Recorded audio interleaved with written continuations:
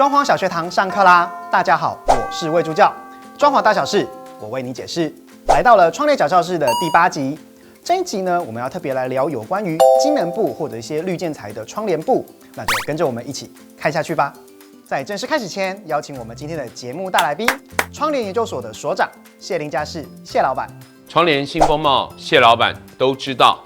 大家好，我是窗帘界的谢老板。想请问谢老板，机能布大概有哪些种类呢？随着时代的进步，现在大家很注重所谓的甲醛，避免对身体留下一些伤害。所谓的机能布大概分为3类，第一个就是所谓的不助燃，第二个我们防泼水，第3个就是比较低甲醛。接下来想请谢老板针对刚刚提到的部分呢，稍微来帮我们更细部的讲解。那我们想说，先针对不助燃布的部分，请谢老板来帮我们解释一下。一般不助燃布大概运用在公共空间啊，像饭店啊、KTV。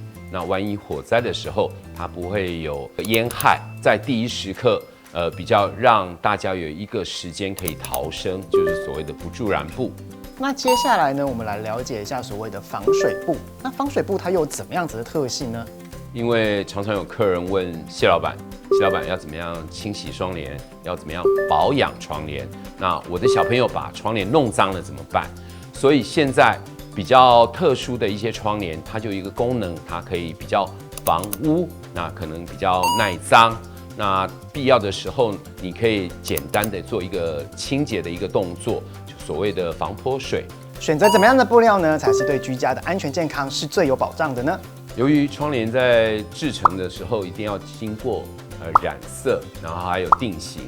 那经过阳光强烈的照射，选择什么样的一个窗帘，那它可以符合我们所谓的环保的规范，那对身体比较没有伤害、低甲醛。我想这都是在选择健康性窗帘布的时候，我们应该要注意的一些项目。因为1分钱终究还是1分货，在这个小地方，谢老板还是提醒大家一下。如果假设今天会经过长期日照，那居家的环境住了稍微久一点点，窗帘会不会有它的周期性呢？其实窗帘还是有它的一个周期性，因为东西第一个，我还是建议要适当的保养。那谢老板建议定期检查，那当然时间到了，在8到10年以后，可能也定期做一个更换。那第一个可以让居家有一个新风貌，第二个你也可以在比较安全的情况之下，无毒无伤害，让居家的空间更为美好。想帮爱猫爱狗的屋主们提问一下，就是谢老板有没有哪些的窗帘布呢是比较适合他们的呢？其实有一些有机能性的布，适当我们可以选择作为所谓的防猫抓啦，或者是比较适合宠物。那当然选择性可能会比较局限。那如果在这方面要比较多选择性的话，谢老板会比较建议所谓的机能性窗帘，就所谓的功能性窗帘。不过，当然我要跟各位很理性的说明，其实因为经过这种所谓的猫抓，它的使用期限可能会比较短一点，那适当时候还是做一个更换，我觉得居家的感觉可能会更理想、更舒服。接下来呢，我们要来聊一下有关于过敏儿。谢老板啊，很多过敏体质的屋主，他们到底要怎么样去挑选适合他们的窗帘布呢？早期我们在选窗帘布的时候，通常都是比较天然材质，比如说棉、麻、丝。那这样的材质，因为是天然，它都是所谓的短纤。那短纤比较容易卡灰尘，那有些尘螨，你就容易比较有过敏源的一个产生。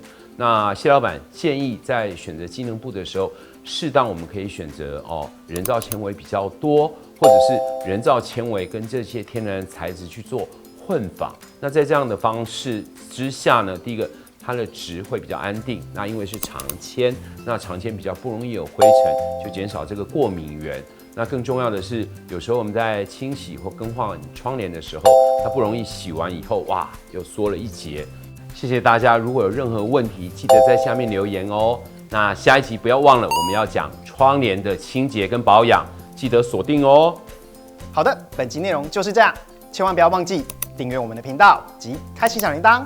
我们下次见，拜拜。